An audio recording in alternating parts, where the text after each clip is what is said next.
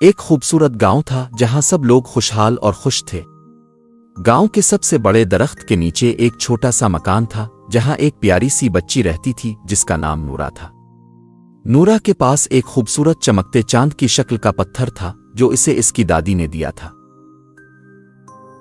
ایک رات نورا نے خواب دیکھا کہ چاند کی روشنی گاؤں کے سب سے اونچے پہاڑ پر واقع جادوئی مندر میں چھپی ہوئی ہے۔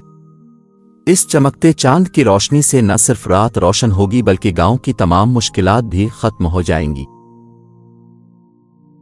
اگلی صبح نورا نے اپنے دوستوں کو خواب سنایا اور سب نے فیصلہ کیا کہ وہ چاند کی روشنی تلاش کرنے نکلیں گے۔ دوستوں میں علی، مریم اور زین بھی شامل تھے۔ سب نے مل کر پہاڑ کی طرف روانہ ہونے کا فیصلہ کیا۔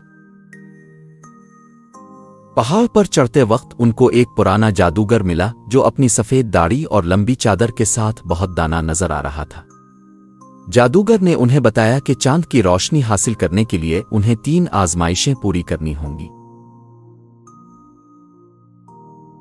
سب سے پہلے انہیں پہاڑ کی چوٹی پر پہنچنا ہوگا، پھر انہیں ایک پگھلتی ہوئی برف کی جھیل سے گزرنا ہوگا، آخر میں انہیں جادوئی پھول تلاش کرنا ہوگا جو پہاڑ کے سب سے خوبصورت باغ میں کھلا ہوا ہوگا۔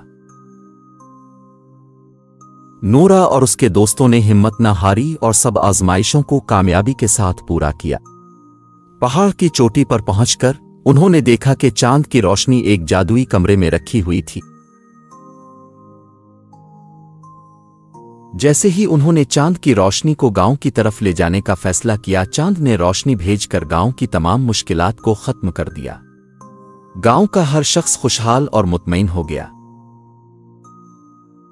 نورا اور اس کے دوستوں کی بہادری اور دوستی کی کہانی گاؤں میں ہر طرف پھیل گئی، اور سب نے سیکھا کہ مشکل حالات میں بھی اگر ہم ایک ساتھ مل کر کام کریں تو ہم ہر چیلنج کو پار کر سکتے ہیں۔